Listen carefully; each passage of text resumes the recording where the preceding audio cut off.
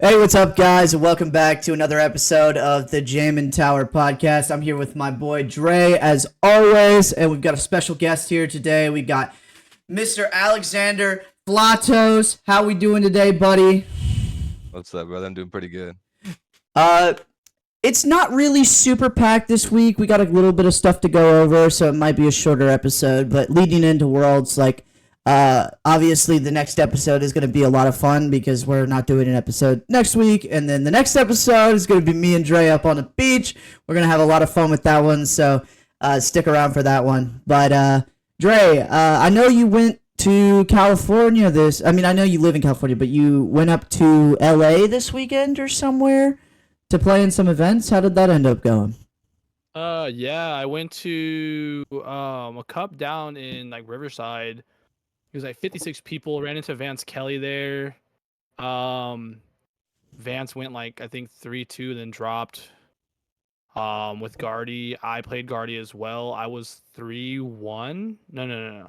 I was 4-1 going into the last round. I got down paired, and I was the only 4-1 that got down paired. Because then if I didn't get down paired, I ID into top cut, but I got paired into Dragapult Zard, and they did not miss anything, and I lost. So I whiffed top cut there at 4-2 because it was 56 people. I got top 16 points technically, but I don't know. I'm not worried about top 16 points. Then the next day I drove up to Ventura and played in another cup, and I got top 8 there. But I lost in top 8 to Amir because they played double monkey, double Devo, and I only played one. I think I only played one monkey. I think that was before I stepped up. No, I played double monkey and Devo. I think I already upgraded to the 2 monkey, 1 Devo, but they play 2 Devo, so I definitely don't win that. Where are you sitting at points wise? I think now that puts me at my challenges. I have 3 seconds and another top 4, so it's 24, or you know what? It's, I think it's 48 points from challenges, and now I have 75, 95. I'm over 100 something points. I have no idea. I'd have to look. But I got another 45 points on the board from that weekend, but probably going to be bettering those finishes. Yeah.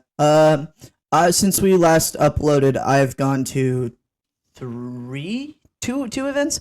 I went to a league challenge. I did really bad. By really bad, I mean I don't really care about challenges unless they're first. So realistically, I started off 1-0, and then I hit a buddy of mine who was playing Chen Pao, and I was playing Guardy, and obviously that goes how that goes. I wasn't able to lock anything in the active, and he just drew out of it every time. I unfair stamped him after I enhanced hammered and removed, not enhanced, after I killed the hands. I unfair stamped him and he drew out of it. Nova barrel on board. Bro just sacked and then got hands back again the same turn. Nothing I could do. And then from there, I hit a bunch of my friends and I just kind of scooped to them because I really didn't care about second or third place points at that point. And then I went to a league cup down in Kentucky. That was not to be rude, but best of 3 cups are the worst thing I think the human race has ever created. And I love best of 3, for tournament standpoints, for regionals and stuff. But when 50 plus players show up to a best of 3 cup and it starts at 12, and then you're there till about 1 a.m. if you make finals, that sounds really bad, and it was really bad. So I made top 8, and I hit my buddy Nick Rupert, the guy who makes all the thumbnails and all this kind of stuff for the podcast, and he wanted to eat, so he scooped. And so then I played top 4, and I drew really poorly against Zardpult, like you did. Yeah. And so I just didn't. I was playing the double Devo, double Flutter, double Monkey. So the matchup's not terrible because you can just kind of Devo all of their stuff, but I just never got to a point. I missed Evo turn 1, going second. I had everything. I just either could have gotten energy or I couldn't get the Devo. It was something along those lines.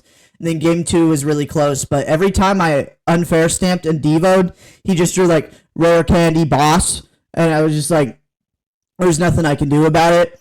So I ended up getting top 4 there. So I think I'm about like 85, 90 CP. I just like there are finishes that have to get replaced anyway. So Yeah, it's and I whatever. mean, we have dude, we're in quarter zero. We have all freaking year to Yeah. better these. And right now, it's like beginning of the year. Everybody's like wide eyed, and everyone expects to make top 125 right now.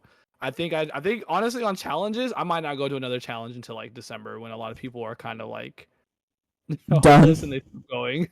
Yeah. It's kind of messed up to say, but it's like true. Like once you get like midway through the year, a lot of people are gonna like look at the standings and they're gonna be like, oh yeah, I'm not getting there. I mean, also a lot of the like halfway through, it's just like people are kind of done playing anyway, unless they're chasing, and then you know, in your local area, it just depends on who's chasing, right? So it's like realistically, towards midway through the year, a lot of the times you're just gonna kind of go, and it's just gonna be the local scene anyway. So it's like whatever. But traveling to a challenge, like my local challenge, my No Limit challenge, the shout out No Limit Gaming, they had like 67 people for a league challenge the other week. And I was just like, I like showed up to play and I saw 67 people registered and I just left. I'm like, I'm I not. would not play that. I would not play that. I'm not doing that, bro. There's no world. I'm like, you're 15 minutes from my house. I'll just go home and cry. It's fine. Same difference, right? Like, it's like, and so, Flatus, have you gone to anything Cups challenge wise, or are you just gonna win another event and call it a day? I actually went to my first cup 2 weeks ago. I only went to one recently. That's it. Didn't too great. Took old reliable. Took me a good old Lugia match. Started 2-0. The entire day I didn't open up Lugia once. Somehow even won a couple matches. But just is how the deck works sometimes. Yeah. But for the most part, I've only been to one. I don't have too much time right now. Hopefully, gonna open up more time on my schedule to participate in more cups and challenges. I got a little more plans after Worlds kicking in for Pokemon. Yeah. So that's what's gonna take place. So right now I'm more focused on just trying to get smooth into Worlds and then focus more on that than just going to a cup right now. That's understandable. There's a lot of time. There's a lot of time this season. Like we had barely even started, so it makes sense to push a little bit after Worlds, spend this time focusing on it, and move forward from there. Hold reliable though. Reliable's not looking too bad right now heading into Worlds. Yeah, it seems pretty decent. A lot of tournament finishes. Here, I'll swap over to that. We can go over that really quick. For those of you that don't keep up with everything, the homie Senior Doom runs a tournament usually every Friday, but this weekend, because we're leading into Worlds, he decided to run his Worlds Tournament of Doom. So it's a 2-day event, just like Worlds. And I mean, we're just gonna go over the day 2 final rankings, but you have it up already? Yeah, I got it pulled up. Yeah, if you we have the top 8 here, and there's 4 Lugia in that top 8. That's half a top 8. Yep. Just all Lugs. First, second, fifth, sixth. Yep. Yeah. Pretty good. Lugia obviously taking first there. Looking at the list, I was looking at it earlier. I'm a little worrisome that they're cutting down the Minchino line. I mean, I think it might be fine. I'm not like 100% sure. I think I like this count of Pokemon. I personally like it. I don't mind. I don't mind the 3 Cinccino. I mean the 3 Minchino and 2 Cinccino line. I just like being able to get them out. It's also just not a terrible starter. Right. It's like probably a lot better than starting Lumen or Hands or Weirdeer. Right. Obviously, like there are a lot of situations where starting those can cost you the game. So I like having like those basic 1 price Pokemon that you can kind of just have out there. Right. And then we're playing the Flutterman. Going into you need to. going. Do you? I don't really know. Yeah. Quad hands when you auto lose, you don't have a... People are gonna play Quad Thorns. There's no doubt in my mind. Quad hands. Yeah, no, there's no doubt in my mind that there's gonna be some cheeky people playing Quad Thorns, because Quad Thorns does shut down a lot of the format, dude. Like if you're not playing Fluttermane and you hit Lugia, auto win. You hit Zard, it almost feels like an auto win. Like Guardy has to work so freaking hard. Like I beat a Quad Thorns in like my recent cup, but only because like I literally they went first, did not get turn 1 energy attachment, so they were behind a turn, and I started Klefki. Like like my like that matchup is not really great because they also play Lost Cities, and if they Lost City your Flutter Mane and Klefki, you have no way to load your attackers after they go down. Oh, okay. Yeah, so it's I think you need to play the especially for Lugia. Like people are gonna play Quad Thorns. Quad Thorns is not a bad like pick to take to Worlds because it just like there are so many matchups that you can just win. No, Yeah. it's a bad deck. Don't take it. It's Just a don't bad take Quad deck. Thorns. I There's don't no like it. actually. I think it's a bad I deck. think Quad Thorns is a terrible pick for the event, and this is not meta manipulation whatsoever. I swear. Look, I am not saying it's a good deck. I'm just saying that people are gonna play it because it does have like some pretty good like cheesy auto wins potentials. Yeah. But like I don't. I also think don't think it's. I also don't think its Drago match is too bad either. With 4 hammers and being able to just sit behind and not them not be able to use Ogre Pawn or Legacy Star, like it's pretty. I think it's lining up to be one of the sleeper picks for the event. I think it's a better sleeper pick than Blocklax. Yeah, because now Like- with Lugia being popular, I don't think like, Blacklax. If you're gonna play like a stall kind of formatted deck, like I think Quad Yeah. Thorns is where you go because like Yeah. it takes good matchup into Zard, good matchup into Lugia, and it takes a pretty decent matchup into Drago. Obviously Drago has ways around it. They play energy switch, they play that kind of stuff, but like obviously if your opponent hits heads on hammers and you can only attach 1 energy per turn, there's not much you can do, right? Like you can play a Cologne and be able to bulk up in 1 hit, like but if they have already hit you once before and you bulk up a Drago that's been hit, it's pretty rough. Yeah, pretty bad. So So it's, I don't know. I don't think Quad Thorns, but yeah, Flutter Mane definitely needs to be in Lugia. If you're playing Lugia, you better take your Flutter Mane because you're gonna be crying when you hit that Quad Thorns and they just auto you. but here's the question. As a Lugia player going into Worlds, how many Quad Thorns do you think you're going to hit? Do you want to be the one Lugia player that hits the Quad Thorns and you're not ready for it? I mean, I'm okay. I'm 1,700 okay with hitting there's- a Quad Thorns. There's 1,700 players, bro. I'm just saying, like if your deck is running hot, You can right? only lose 2 games, and if one of them is because you decided to make a deck choice in a deck that has the space, you have the space for the Flutter, bro. Like the list one, there's obviously space in the list. I don't Play know. the dang Flutter. Play All the right. Flutter. Play the Flutter. And we're back onto Wellspring. I know for a while there. I like that. Uh, I've always been a Wellspring believer. I do Yeah, like I like Wellspring as well. I do like Wellspring.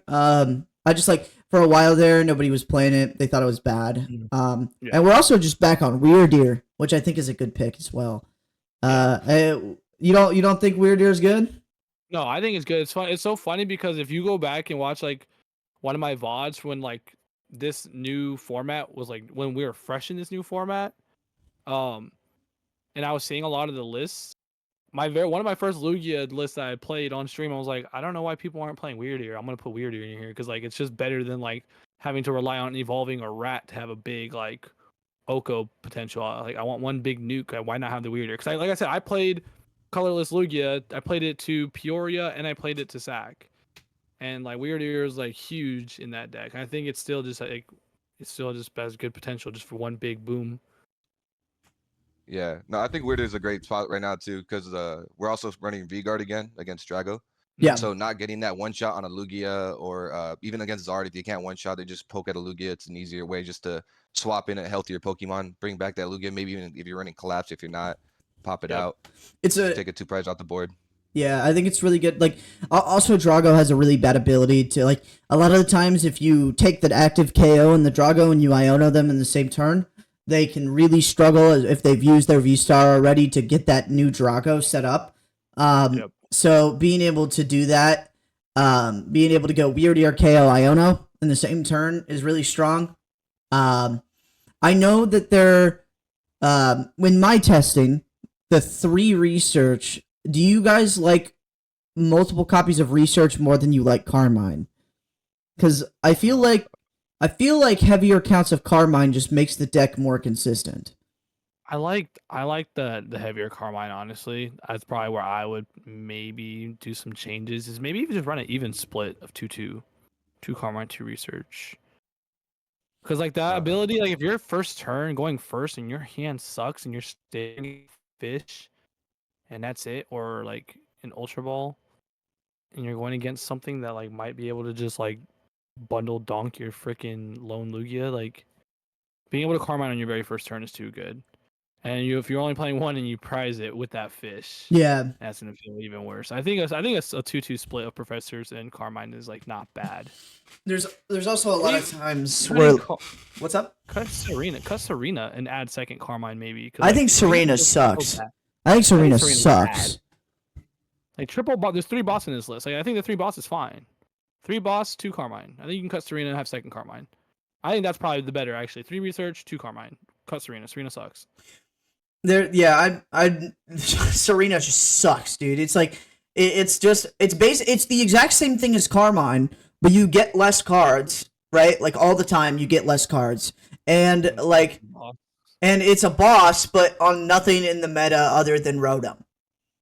Right? Or Lumen. Right? So it's like, I don't know. I feel like I'd much rather get to boss by consistently having a better setup than have a Serena that's going to work in about 3% of matchups, and like I'm gonna take that KO either way, right? Like I don't know. I'm not a fan of Serena. Never was really a fan of Serena in this deck. Especially going into Worlds, like a lot of times, like the support Pokemon we're gonna see on the bench are gonna be like Mew EX and like Pheasantipity. Yeah, Pheasantipity is gonna be on the bench of a lot of decks, or like Ogerpon, and we want to, or Wellspring, not Tealmass Ogerpons. Like those are the things that we're probably gusting up the most, right? Especially as Lugia, because we can hit 210 with a Lugia with quad single colorless energy. So wanting to boss those EXs like makes Serena just seem worse. Yeah. I'm not a huge fan.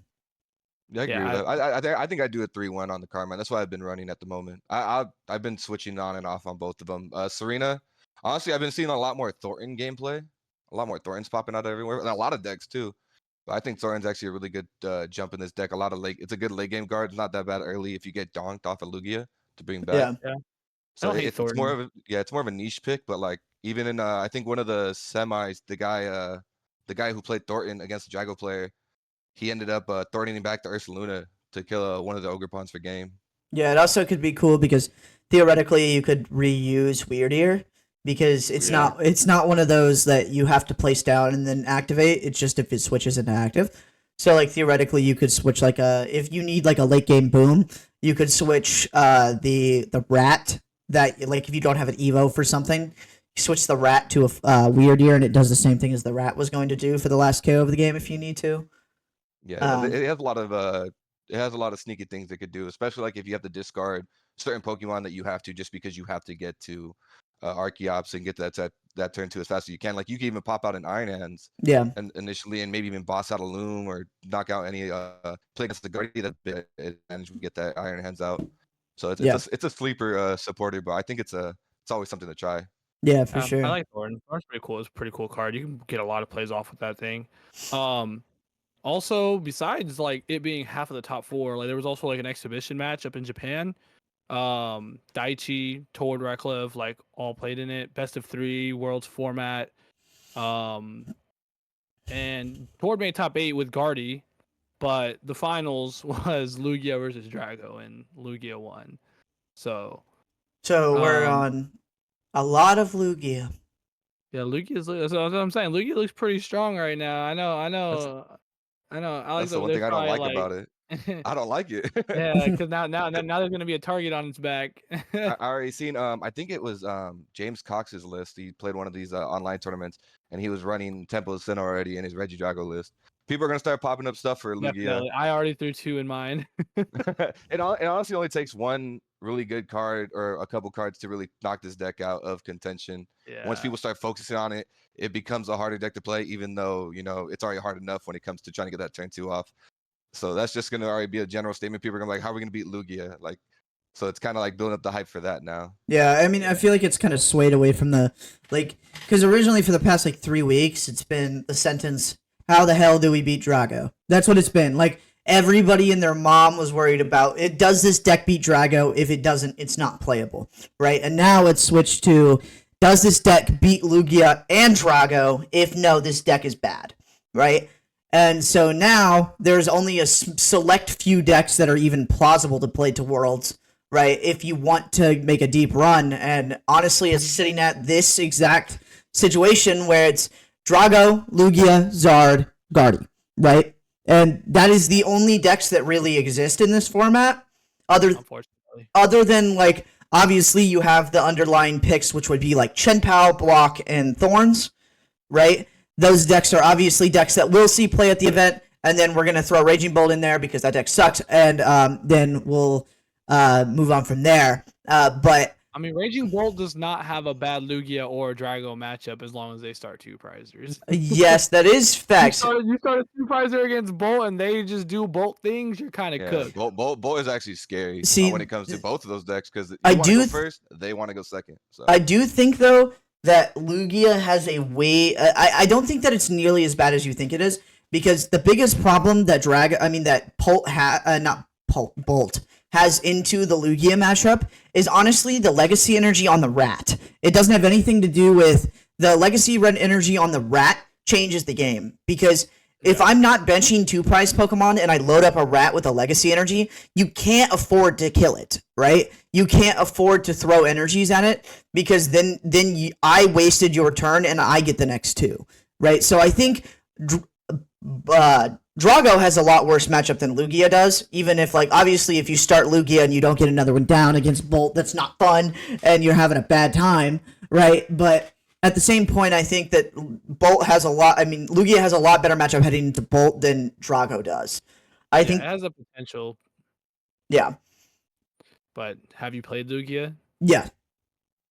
I've been playing it a little bit. I would say I've been playing more Block than Lugia, to be honest. I was pretty locked in, thinking Block was a good play, and then I had a little more self-reflecting on my mental state, and I was like, well, am I a psychopath or sociopath? No. All right, so we'll go ahead and switch off of that deck. I think if I'm gonna give my top three for Worlds, I think Zard is still number one. I think it's way too consistent. I think a lot of people have comfortability with it because it probably did get a decent amount of people their invites this year. I see Zard being number one, because like I said, it's overall good.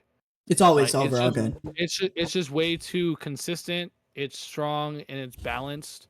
So like, if I'm banking a run on a comfort pick, it's Zard. It's always that, right? If you're banking Worlds on a comfort pick, like, honestly, I could think anybody would probably say this. Like, I think Zard has the most versatility when it comes to any of its matchups. I think it's got the most plays out of any deck in the format right now. I also think it's the easiest deck to pick up, period, right now. So being the easiest deck, being that you don't have to put a lot of time in testing, because the deck does what it's going to do, and if it does what it's going to do, it's going to win, right, for the most part. I feel like it will definitely be one of the top two, because a lot of people are real worried about this format, and like testing it is really difficult because everything is just the same +4 cards as the last format. And if it's the same +4 cards, like, which would be like Kiram, Zorosic, Dusclops, and Dusknoir, right? Like, those are like the cards that came out of the set, and Fez. Like, I'm saying, like, those 5 cards, right? All of them just make Zard better, right? Like, in the long scheme of things. So there's no reason that you wouldn't pick up Zard if you didn't know what to play. I think because of that, it's number one. I think it'll be number one. I think Lugia will be number 2, and I'd put Drago at 3 as the most played decks. I'm putting Guardy at 4. I think Guardy's 4 as well. Yeah. I think those are the top 4 in that order. Zard, Lugia, Drago, Guardy. So, I mean, I've been pretty good at projecting these metas in the past. So we'll see if I go like 3 for 3 on these. Not bad. Yeah, I mean, other than that, heading into Worlds, I really just, like, I want to preface something, because I do think that it is a good idea to preface that this is a lot of people's first Worlds too. And this was something I wanted to talk about last episode, but I really didn't talk about it too much. Didn't really get to mention it, but I do want to give like a few tips and stuff for people attending first Worlds, especially since we have somebody attending their first Worlds here. And we also have Dre, this is his second Worlds, and then there's me. Let's not talk about that. But I do think that it's a good idea to kind of go over, like, people who are really excited to go to Worlds and talk about that. Like, Worlds this year is a lot different than the Worlds that we've had prior, to be 100% and, like, transparent. I would equate this Worlds close to a very large day 2 regional, right? The entire event. I would say that day 2 of the regionals is closer to the day 2 of the Worlds is closer to the playability of a top 8 of a regional. And so I'm saying like the difficultiness is increased definitely, but with the amount of players and the amount of new players that are coming in, I do think that Worlds this year is going to be a lot, I wouldn't say less competitive, but I would say a lot more diverse than most Worlds years. Especially since a lot of people are going to play their comfort plays and what got their invite and all that kind of stuff, right? So when it comes to like the spread wheel of decks, I think it's going to be a lot more diverse than something like Worlds 2018 or like Worlds 2019, not 2019, yeah, 2019 or like any of that kind of stuff. Like I do think that it is a very new thing that we have so many players. And it's cool. It's cool. I'm very excited to see all the people who got their invite this year who weren't able to get it years prior. Shout out Pokeduels and a bunch of like the people that I'm close with. But I do want to say if you're going, the most important thing about any World Championships, and this is the most important thing, aside from obviously winning, is the event is really fun. Comparatively to any other event that ever gets hosted, like NAIC, regionals, cups, challenges, that kind of stuff, there is a lot to do. There's a whole itinerary of stuff that you can do. And so if you are going to participate and you do not do as well as you hope so, make sure that you actually check that kind of stuff out because a lot of it's free, especially to the competitors. A lot of it's free to anybody who shows up with a competitor badge because they really want to support and like thank you for playing their game. So there's a lot of cool stuff you can do. Last year I went to a drones show in Japan. Super cool. There was like a whole parade and there was that Geo dude that shouldn't have had legs that was walking around with legs. I don't know if you remember seeing that. Yeah, it was super funny. But I just want to make sure that everybody knows that it's like coming from a competitive player, it's a lot of fun. And I'm the kind of guy that doesn't do side events and all that kind of stuff at events, but there's a lot of cool stuff to do. Yeah. Sure. Yeah. Anything you want to say, Dre? I mean, really, I just want to ask, like, since like for me, last year was my first Worlds, and I wasn't one of those players that like, okay, I made it to Worlds, now I'm just gonna chill. Like, I did grind. I took probably not the correct deck for the tournament. I probably should have just played, but because I didn't want to play Mew VMAX again, I played something I shouldn't have played. I probably should have just played Mew.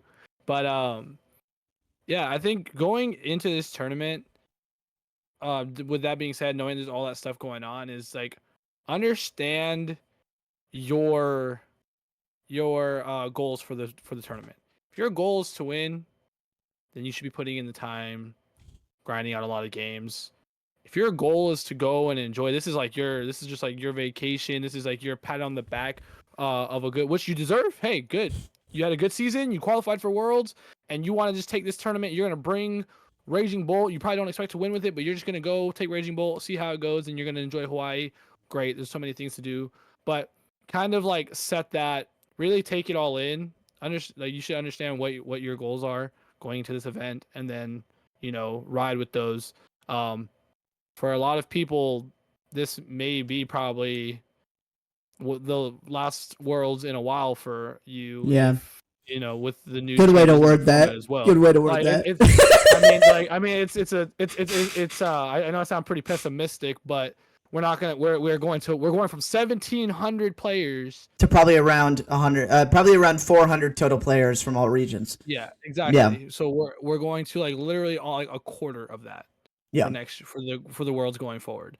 So I mean, just go into this event, no matter what your goals are, enjoy it, take it all in. But if it's your first Worlds, just really, really take it in, because you don't know. Like, this might be maybe my second and only 2 Worlds that I've qualified for a while. If I don't have a great season this coming year, Mm-hmm. So I mean, it's just overall for other people, like for everybody, like it could be the last one for a while for you if if you just can't make all the tournaments, or you don't do well enough, all that good stuff. So just really take it in and enjoy it.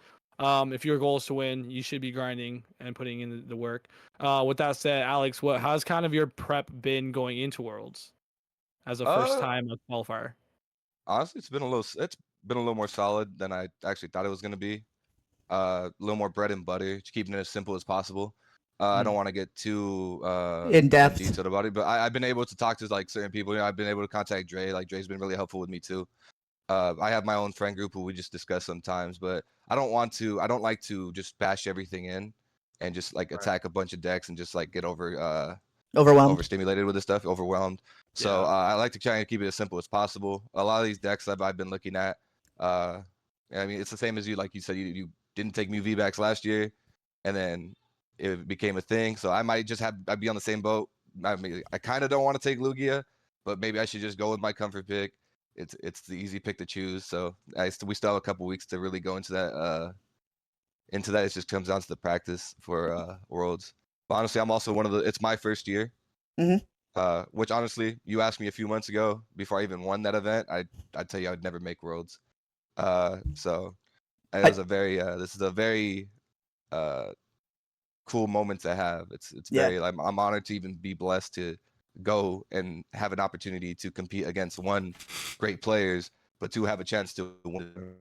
I'm going on the aspect of I'm gonna go have fun no matter what. Yeah. But being competitive means I'm gonna go and win the thing. So Yeah. the goal is to win, but I'm gonna go enjoy myself. Hopefully, I'm gonna meet a bunch of people. I gotta meet a bunch of cool people already. So that's pretty much my huge goal right now. Yeah. But the prep has been pretty solid. I've been a little more at ease with prep. I'm not too overwhelmed, like you said.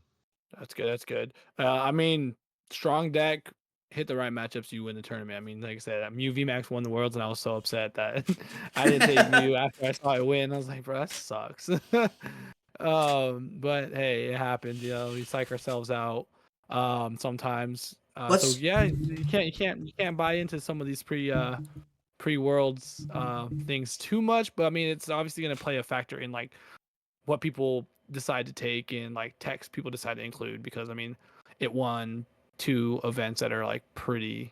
I mean, I don't know how big the Tournament of Doom was, but I mean there were some big hitters that were playing that tournament, and it was a 2-day event. I mean, best of 3 too, so it's like, the consistency, and then 4 of them being in top 8, that's kind of not a fluke in my eyes. Yeah. So, This being my second Masters Worlds, I wanted to ask Dre, going into this event, what is your goal for, like, I want to hold us accountable. So that way when we come back from Hawaii after we had a good long vacation, we have something to look back on, talk about our runs, and look where we compared to, like, a realistic goal, right? Not something that's like, my goal is to win. Like, obviously that's the goal, right? But where would you be happy? Even if, like, when you go to Worlds, what would you be happy with coming home and saying, I did my best, I played the best I could, I played against some of the best players in the world, and I achieved this. What would this be to you? So yeah, like you said, I think every competitor they're going this, it's like the goal is to win. I want to win. Yeah, Of course. I mean, I want to win too, right? But like I've kind of already had this kind of like self-reflection already. Is I didn't make day 2 last year, so me neither. first step I want to do is I want to make day 2. Mhm. But what I really, really minimum want to do is I want to make top 32. I want to finish in some cash. Yeah. I want to, if I can cash the event, walk away with a cool top 32 bag, like all the cool stuff that you get all the extras from, like that minimum that you have to place at least top 32 to get any of the extras, right? Like the extra promo or whatever. Mhm. So like, that's what I'd want to do minimum. I want top 32. If I can at least day 2, but in day 2 I don't have a great run, at least I day 2'd Worlds. So there's the kind of way I'm looking at it. It's like, well, if I day 2 Worlds and that's the best it gets, it's better than last year, but I really want to get into the top 32. And then of course number 1 goal being like I'm prepping because I want to win. Yeah. How would you say yours are, man? What are yours? I would say my goal this year has been to top 8 an event, right? I want to win, but realistically setting that goal for myself is kind of high. 1, because I haven't top 8'd a regional yet, and 2, because I feel like if I were to win Worlds, I would just never want to play again. right? I don't want that to happen. Obviously, winning worlds would be cool, right? But for myself personally, I feel like my solid goal, what I want the most, is to top 16 worlds this year. I have top 16 a lot of events this year, and I feel real comfortable as the top 16 GOAT of the year. So I feel like it would only be fitting if I did it myself at Worlds. But overall, I just want my favorite thing in the world is playing Pokemon, right? Like, just like genuinely the truth. So I would be cool with just day 2. Granted, day 2 is going to be a lot harder, and I'm going to have to play harder. And if I make that goal, that's fine. But at the end of the day, if I come home and I'm like, I day 2'd Worlds, man, I didn't have a great run, I will be very proud of myself because last year I went 1-3 drop and I left, right? And there was nothing I could do about it. I just had a bad day. And it was very demoralizing as a person because I felt like I went into the event super unprepared because I was in Japan, right? And when I was in Japan, that was a dream of mine, right? The problem is they stacked on top of each other. Like, I had the dream of going to a Masters Worlds, right? But I also had the dream of going to Japan. And I felt like one of those outweighed the other, right? And that was me going to Japan because I'd been wanting to go there since I was a kid. And it was an amazing event, ran well, and I was really proud to be there. But I also just spent more time worrying about what I was going to do in Japan than I should have probably done. And granted, that trip was the best trip I've ever taken in my life, and I wouldn't take it back for the world. But this year I'm more honed on like, this is an event that I care about, and it's less of a vacation, and it's work, right? It's work, and I'm willing to put in the hours before that, and I've been testing nonstop. I've been working on trying to figure out what I'm going to do. I've gone through probably 10 decks at this point to try and figure out what is the play, and everything feels terrible, so we'll see. Everything feels absolutely terrible into absolutely everything. There are no auto wins. There are no auto wins for any decks. Nothing wins. Everything sucks and everything bricks. Because That's we're in my testing, bro. Everything sucks. It's because we're in this, like Jake Gearhart said it the other day. I'm kind of moving on from a tangent really quick to bring up what Jake Gearhart said. We are in a very random format right now. The only draw supports are things that draw 1 or 2 or 3 cards off the deck plus research, right? All of the cards that draw cards are random cards. We don't have cards like teammates or like greens or any sort of supporter that is consistency that has a clause, right? The only support we have in format right now are draw fast, go fast cards and Iono, right? So it's like you get punished for playing the go fast cards, but it's all you've got, and then you get punished for playing Iono early, right? If that's all you got. Right? Yeah. And so there's no middle ground. And so it's just super unfortunate. Everything feels like it's super fast. There is no long games. When I feel like I lose, I don't feel like there are any good games anymore. Like, it's unfortunate because like back like a year or 2 ago, like I would have a good best of 3 game. I won game 1, game 2, I lost because it was a good game, and then game 3 came down to the wire and I lost. Or I won, right? But now it's like my opponent got double chops, they attacked me, I don't have a response, I lose. My opponent didn't get double chops, they don't have a response, I lose. My opponent sodded and attached 4 energy from their grass server pawns, and now I'm dead and I can't keep up with the price trade, I'll go first. Right? It's like Reggie Drago, Kirim, all 3 Waltz on the board? Cool, that's fine. I'll go first. Like, it's like the entire game just feels very linear, and no deck feels like it takes a large amount of skill anymore. And it's just not in this format. Not in this format. No, it's like, and especially with the addition of Dusclops, like that's the biggest thing I've noticed from this set is Dusclops makes the decks that play Dusclops even less skillful. Because no, dude, I think that like the mirrors that I've played, because I hopped on Wizard Clops and I've played a lot of mirrors already, and I can tell just from playing those mirrors that I was the more experienced and better player. Mirrors are always skillful. I'm not gonna say that mirrors.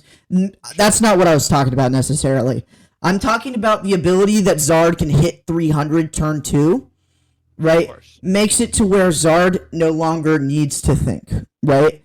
Yeah. Like there were small amounts of thinking needed with Zard prior to this, but now that we're sitting here and Zard just goes knockout, Dusclops, counter catcher, defiance band, KO, right? Like Yeah. it's like there is no responses to this, right? We are in a situation where obviously no matter what deck you play, if you hit the mirror match, you have to be the better player to win, right? Or you have to brick and lose, right?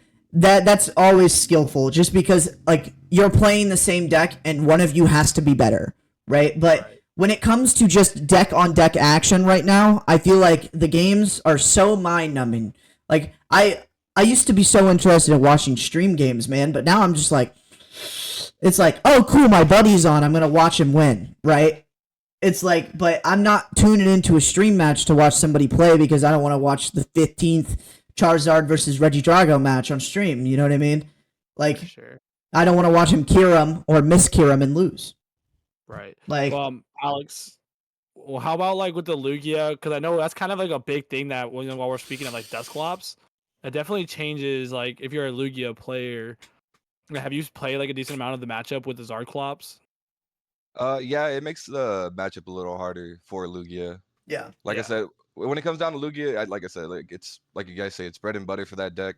But the fact that if I can't turn 2 you, obviously I'm going first, you're going second. If I can't turn 2, pop it out, and get my Archeops going, you can kill Lugia. technically kill my Lugia with a Dusclops Charizard attack. So there's a lot of things you can do. There's also a play where you could even like Dusclops the back Lugia if I have 2 set up, put a Divine Fan on the Zard, and you're knocking out my Lugia. And now that if I V-star the back one, you're already knocking that one out next turn too. Yep. So it makes the matchup a little more difficult. But still, obviously, it's still winnable. But I mean, Lugia is like you have to have a good day with Lugia. Now. I mean, yeah. I also Now you have to not only have 2 Lugias down. Now you probably actually have to put a rat down too to help try to fix your price trade eventually. On top of getting double chops down now. Yeah, it's really tough. I honestly think it makes that matchup a little harder. Yeah, I honestly think that Lugia is probably the most difficult deck to pilot to 100% success at this event. Like in the current format, that or Guardy. Like obviously Guardy's like Guardy, but I feel like Guardy's kind of toned down its difficulty since last format, having access to Evo TM and Earthen Vessel and like just being able to find anything you want throughout the game. The list playing for Arven obviously changes that deck a lot, right? So like you basically never whiff what you wanna do. Whereas before you had to sequence correctly, and like I think playing Lugia at this event optimally, like obviously with like the correct Ultra Balls, and once you get your chops out, it's free flying. You know what I mean? Your chops are flying through the air, they're doing what they want to do, but until you get there, without having to discard so many resources, getting to the double chops like is probably the most difficult part of like this format. Unironically, it's pretty good. Which doesn't take that, like that's the problem, is that's not very hard, right? Is like it's not very hard to get the double chops in the discard pile optimally, but if that's the most difficult part about playing in this meta, I think we're kind of in a tornado of easy right now. And that's that's kind of like I think that's why everything has felt so bad. Is like I think I've played matches where I've thrown the whole kitchen sink at people. I've Iono'd them. I've done I've had I optimally played. I drew exactly what I needed to draw. I unfair stamped them. I took the KO, and they just were able to like sack and draw out of it. Yeah. I'm like, sick. Like, and you got there anyways. Cool. All right. Well, now I'm gonna try to Iona you, knock out this, and like that should be enough. No way you do it twice, right? Nope. Yeah. For sure enough, you did it again. Sweet. All right. And now I lose. Crazy. I am gonna. Oh, never mind. Go ahead. I was gonna say, but games like that in general too, like you said, you played the most optimal. You threw everything at them. I mean, that comes down to just being a card game too. You can't push yourself or beat you up for losing a game like that. You played it as perfect as possible. Luck is luck sometimes, bro. The game is 75, 80% skill, 20% luck.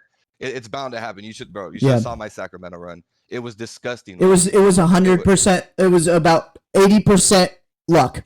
That's how Lugia has to win events. You know what I mean? There's so No, much but- like if you watch back to the stream where I played, you look at my semis and my finals. Like I had a bunch of misplays. Like my friends were roasting me for like a week, like an entire week on how many misplays I made. And I was like, honestly, I was like, it was more of nervous. I had a lot of nerves on me. A lot of things were happening. Understandable. Which, you know, it's understandable, but you know, it's also just don't beat yourself up when you're making the right plays. You know, Yeah. it's bound to think happen, I think my thing though is like it's happening at a higher rate right? Yeah. in this format. Is kind of what I mean by it. Because of course it's sure when people just luck attack you, it's part of the game. There's RNG, all that good stuff. I feel like this is happening at a way higher rate since we got the new cards. I think I've probably played somewhere around 150 games. I have an I think- answer to this. Plenty of time, like way more than 1%. The Like stacking. the reason that this is happening is because the format that we're sitting in, there are no techs, right? And this is a genuine thing. And since there are no techs in this entire format, right? It's just how the decks are built, and the only techs being things like Turo. They're not matchup specific techs. The decks are built at such a high consistency now, comparatively how they used to be built, right? With techs for certain matchups and like being able to outskill your opponent. Instead, we've gone the route of this deck plays 4 boss, 4 Iono, 4 research. That's it, right? It's like that is what we play now. And like if we don't, we play Palpad or we play outs to get around that, like Prime Catcher, right? So like theoretically, you play 3 boss and a Prime Catcher, or theoretically you play 2 boss, a Prime Catcher, and a Counter Catcher, right? So it's like you always have outs to 4 of, most of the time, 4 of whatever you're searching for now. Whereas before you had to make consistency cuts to be able to beat certain matchups, you don't have to do that anymore. Because if my consistency is better than your consistency, it doesn't matter what I'm playing, I win. Right? Right. It's like, Seems like a lot more of that, yeah. yeah, like I feel like the matchup spread doesn't even matter anymore nearly as much as it used to, like comparatively to how it used to be, where if I hit a bad matchup, I probably lost unless I was teched for it, right? Whereas now it's like I can hit a bad matchup and my opponent just literally can lose because my deck's set up better, right? And that's just how it works be a better now. Be a better player and have the more consistent deck, and you Yeah. probably win. Yeah. And so, Which is like there's pros and cons to it. Like I'm not too mad at it. If I'm over here sitting down and I have like a theoretical bad matchup, but my deck's more consistent and I'm the better pilot and I win, like I'm not gonna be mad about that. But more so it's just like it does seem like the RNG is a bit more like punishing. Like you don't get punished by just misplays now. Like, you can just get punished by RNG a little bit more because there is just so much more like dude, the ogre pawns, like anything with the ogre pawn, like you can't just like Iono or unfair stamp them out of like anything. They hit an energy retrieval, like and they're just drawing out of it. Yeah, we're also playing a lot of decks in this format that are really fast too. yeah. Very Deck fast. come down like 20, maybe 15 cards in your deck by turn 3, 4. Yeah. So when you're Ioning them, a lot of great players are already dumping cards they don't want, if possible, out of their Those are good hand. cards. So when you Iono or unfair stamp them, they're drawing potentially into the cards they need. Yeah. So there's and then only you good have other cards left. cards like Pheasantipity, Babero, Yeah. Ogre Pawns, cards that will potentially keep you from being disrupted to keep you back in the game. That's what I it think that's the does so problem, too. fast. I think we Yeah. have too many cards that like I think we have Save too you. many cards We have that too many draw. savior cards is what I like to call them. Like I get the potential of like come from behind. I get they wanted to increase that, but like this is like a bit much. Yeah. like the Pheasantipity, good come from behind card. The Ogre Pawn's good, like draw to anything potential card.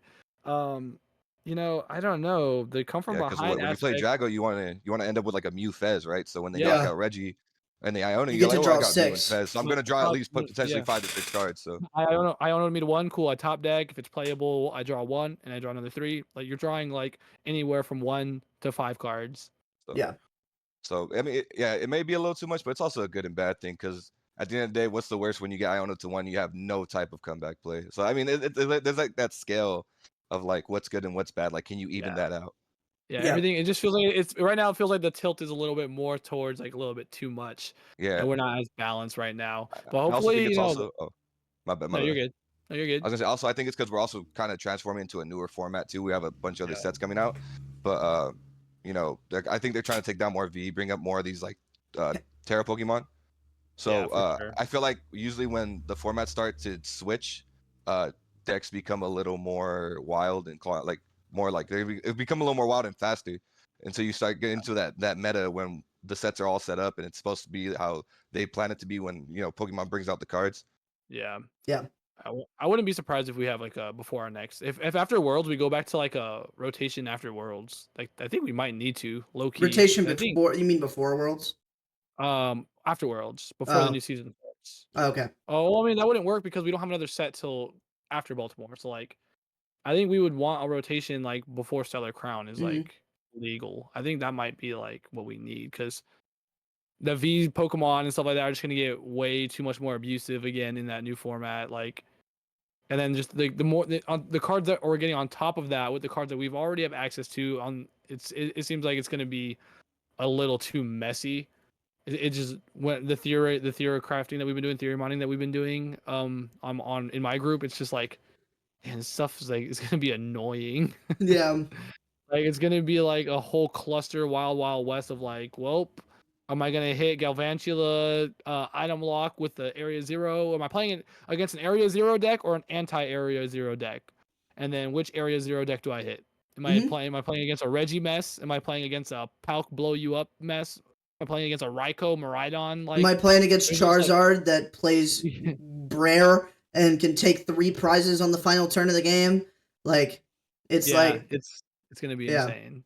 I do want to segue really quick though, because we've been on this for a minute. Our guest here, I want to hear more about your story because it's absolutely insane. Like, wasn't SAC like your first event? Like Uh, one of your very first events you had gone to? for Major. Pokemon, yeah, Yeah, for Pokemon, yeah, yeah, and it was yes, like one of your first events you went to and you just won. Like, yeah. I want to hear more about that. I want to hear more about your story. I haven't like I want to hear more about who you are as a person. I think everybody else do too because you know you kind of showed up and got compared to Azul for a while, and then like Oh, that's I'm twin, man. That's twin. that's twin. Yeah, and I was like, this guy's nuts. This guy just showed up one and like he's like, I see a world. Like I'm like, okay, bro. Like So, what brought you over to like playing Pokemon in the first place? Like, how about that? When did you start and like pick up the Pokemon cards? So I've played Pokemon before. Nothing Okay. like crazy competitive. I mean, I've played like I went to like a challenge one time a long time ago, and I played it was a psychic deck. It was a really broken psychic deck. It was a Night March. Night March. I nightmare. played Night March Okay. once. I think that was the first Pokemon deck I played. I played a little bit with friends, like at my little locals. I played like Buzzwall for a little bit, but nothing like where I went to events. It was more just for fun because I was playing Yu-Gi-Oh at the time. Right. So I went to more competitive events for Yu-Gi-Oh. That's what I was more into at the time. It's what me and my friend group really did. Coming down to last year, my friend got back into Pokemon. He's like, dude, the cards are cheap, they're affordable. We don't gotta spend $600-700 to play a game.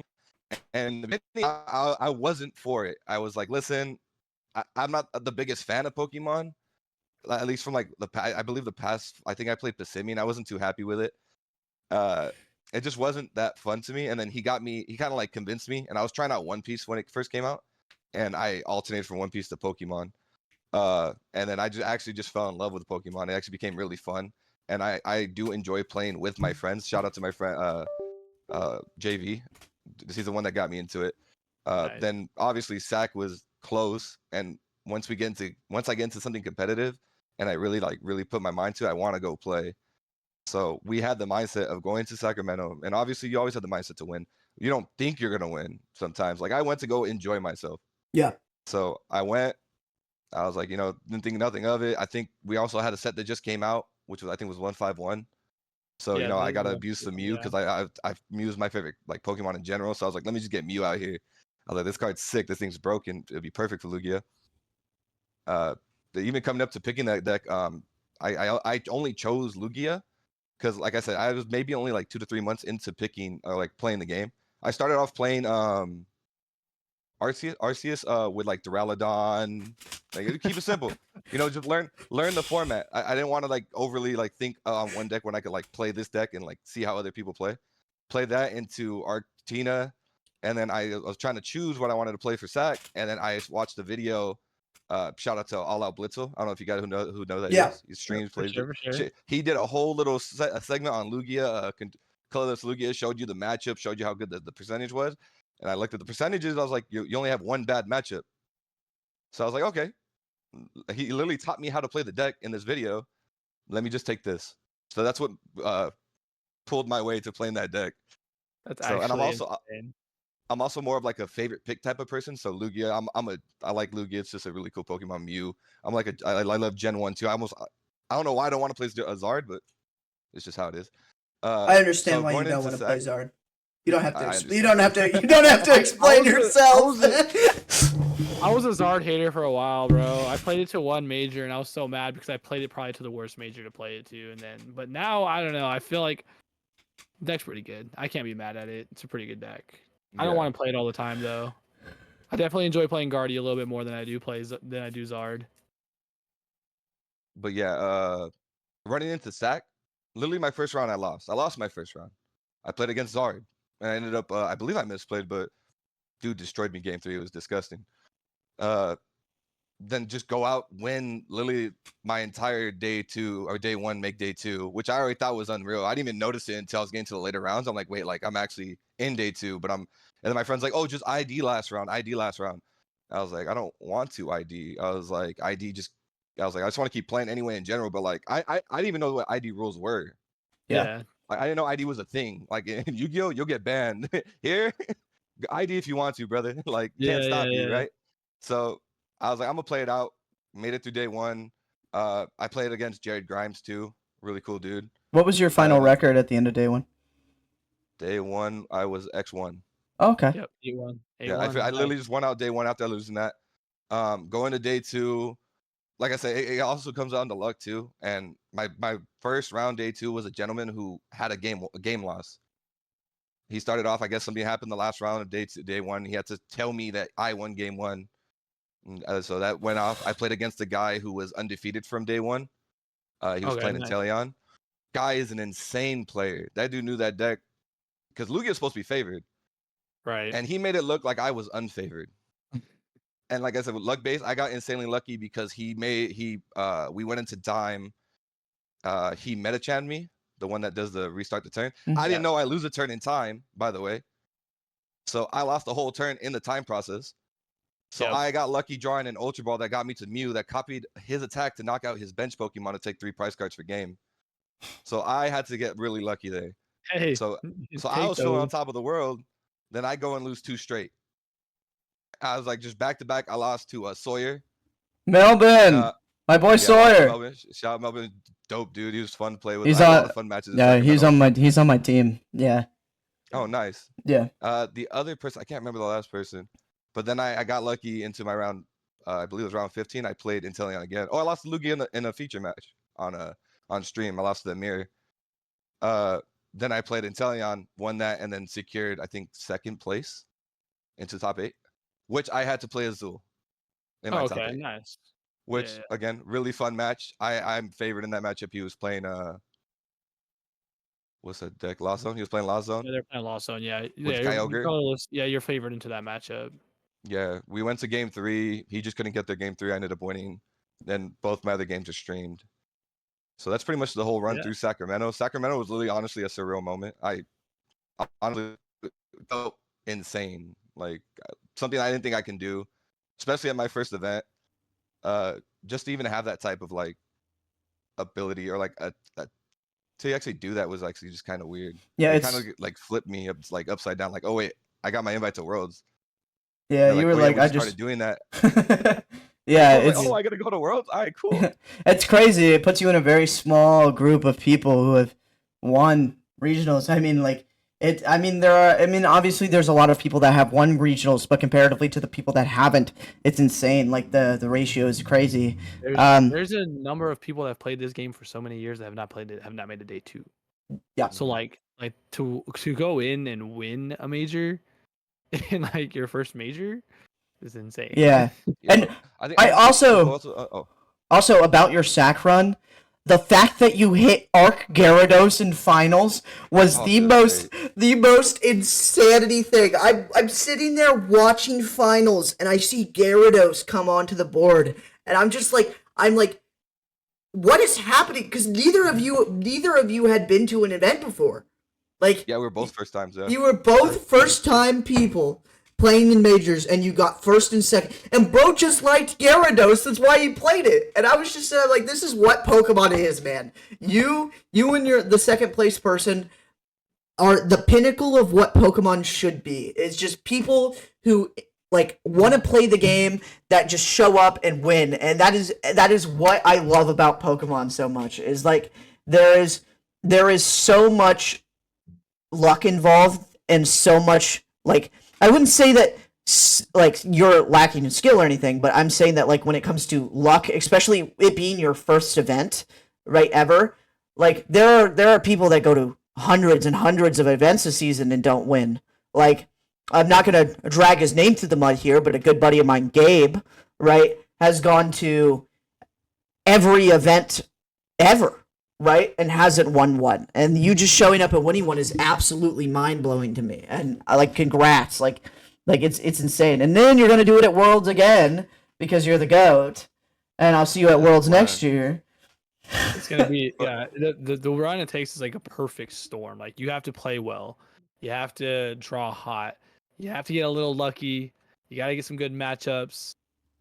So like it requires the perfect storm of everything, not just like the pure luck. So it is actually just insane that to see how it happened for you. You came in well prepped, I'm sure, picked a deck that you loved, and just everything accumulated. Like you said, like you don't even like when you look back on when you were done with it wasn't really till the end of the day one. You didn't even realize that you just finished 8-1.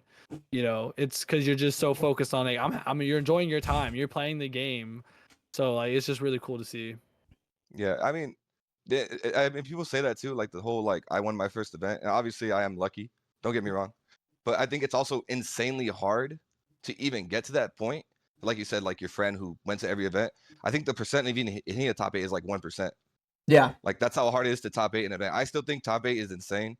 Yeah. I don't agree with it, but it's been in Pokemon forever apparently. So top 8's cool, but I've always seen like every other game play like a top 32 breakdown, top 64 breakdown, where you have a better chance of even if you make day 2. There's actually a bracket where you actually go down the line and run through, because top 8 is insanely hard to get into. Yeah. You can go X1-1 and somehow not make it. I went X1 in day 2 in Pittsburgh, and I got top 16. I have in day 2 I went 5-1, and I got top 16. I have gone. No, I bubbled top 16. Sorry, I bubbled top 16. I've gotten top 16 3 times in the last year and a half, and it is so heartbreaking. Like it's crazy that like the percentile that gets to even play for that like level of like a win. Like, even if I got a shot, like had I gotten top 16 and I even got a shot to make it into the top 8 bracket, right? That would be so much nicer than just being done playing, right? Because like it's like I feel like you are still in the 0.01% if you're in top 16 in a tournament the size of 3,000 players. Like, I don't know the exact math, but like I feel like that is way good enough to be able to attempt to play top 8. I mean, a lot of games do it like with the top 16 32 bracket, like you said, and I think that's just probably better for events this size. Yeah, as we get bigger, as these events get bigger, I think we're gonna have to eventually make that extension. Like, I just don't see how they don't. Either that, or they're gonna have to pod it where it's like we have two 1,500 person pods because we have 3,000 total members, and then top 8 from this pod, top 8 from this pod go into a playoff bracket. I think it's eventually what's gonna have to get to. They did something really cool with the new rules too, where if I think you tie for top 8 or Yep. whatever ties in that top 8 bracket has a It's play out. symmetrical. Yep. That's implemented in Worlds too. Yeah. Yep. We So have we'll the have points. That honestly, I'm kind of excited to see like a top 8 runoff. Like, 4 people are about like top 8, top 7. Yeah. And then Yeah, we're like gonna see 12 a play out like people that. That's That'd actually be kind of pretty cool. exciting to see. Yeah, that'd be So really cool just to see. implementing that new rule system, even though it's gonna be even harder to make day 2. Yep. So that's gonna be a whole new thing. Yeah. I mean, that's gonna be pretty much something that we carry over into this whole new season. So World is gonna be the first time that we have it. So this is gonna be like kind of the format we follow the entire new season. But yeah, it's definitely gonna be exciting to see. We get like 12 people, and so yeah, 4 people playing for the play-in spot.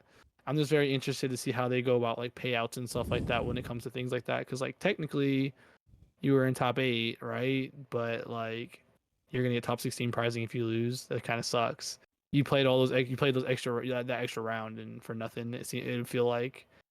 So it's very interesting. It's gonna be interesting to see how they handle that too. Yeah. Yeah, but I mean, pretty good talk. I think going into Worlds. All right, I think we'll close it out with this before we get into like the final shout outs and things. Alex, give me your Worlds pick. What's winning Worlds? Whatever deck I play. But Ooh, oh, that's crazy. honestly, if I had to pick a deck to win Worlds right now, I don't want to say it, but I feel like it's Guardy. Fair pick. It's a fair pick. Joe, Jay. Dude, Sorry. I gotta go with the truly beloved. All right, it's a long shot here, but I think it's gonna be Arceus. I'm just kidding. I love him, and every time I see him pop up on my Twitter, I want to play it. So, but I realistically, I think the deck that is going to take this down is between Guardy or possibly this is a crazy statement, a random future hands.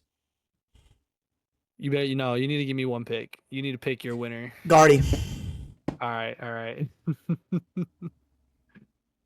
I'm going to finish off the hat trick and say Guardy too. I actually think Guardy wins Worlds.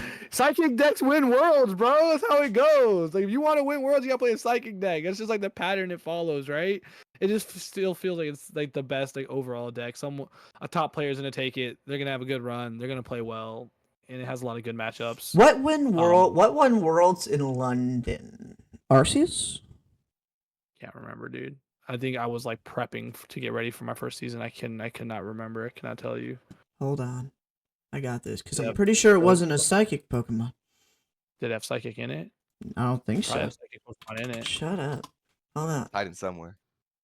Tournaments. When with Lugia with a Flutter Mane, Worlds. Psychic, we're chilling. Yeah, we're chilling. So it'd be Worlds 2022. Andre Scooball won with Arceus Flying Pikachu. Is there a psychic Pokemon? Let's see. There's a Pumpkaboo in there, bruh. There's a Pumpkaboo. in there. There's a Pumpkaboo.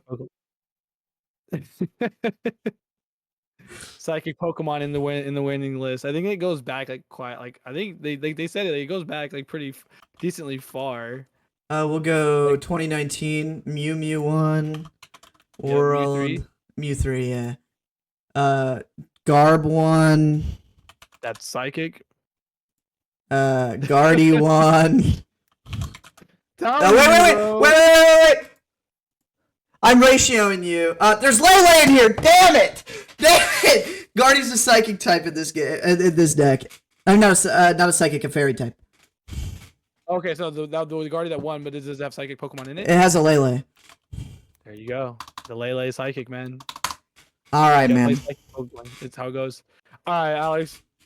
Close us out here. Shout outs, all that good stuff. Where people can find you. I don't got too many shots. Just shout out to my friend. Initially, the guy who got me into it, JV's my best friend. Shout out to Olive Bliss for letting me the deck that I wanted to play. Just shout out to the Pokemon community, dude. It's probably one of the greatest communities I've seen in the Pokemon standard.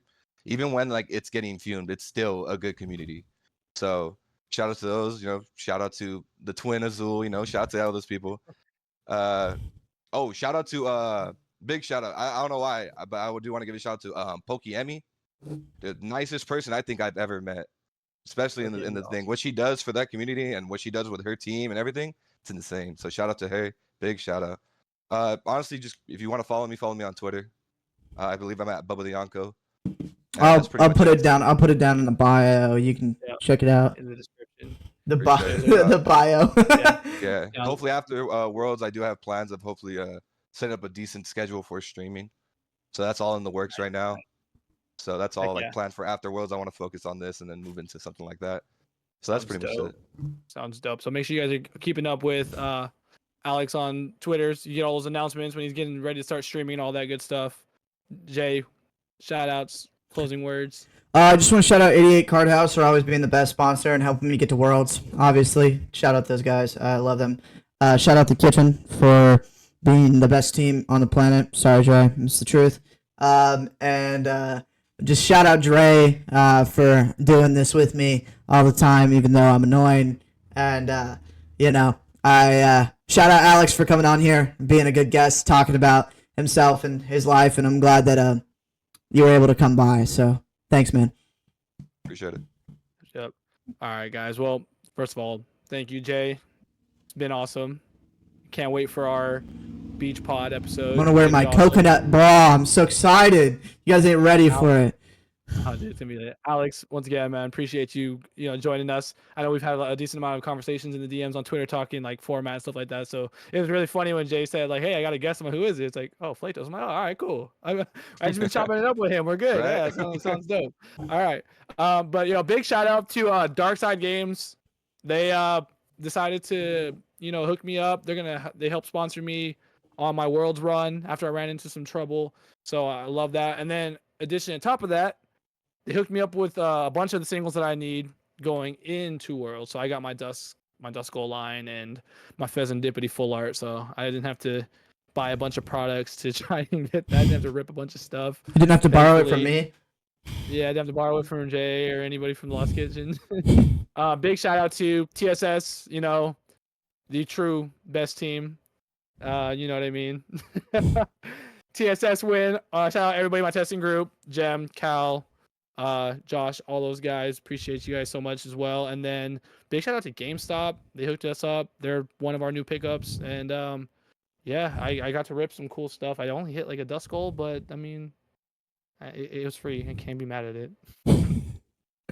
But we're gonna see you guys. Next time you see us, we'll be in the sand talking to hopefully some of you guys. Make sure you hit us in the DMs. If you're enjoying this content, just make sure you drop a like, sub to the channel, follow us, the Gem, myself, and the podcast on Twitter. All that stuff will be down in the description. But that's all I got. See you guys later. Thank you guys. Bye.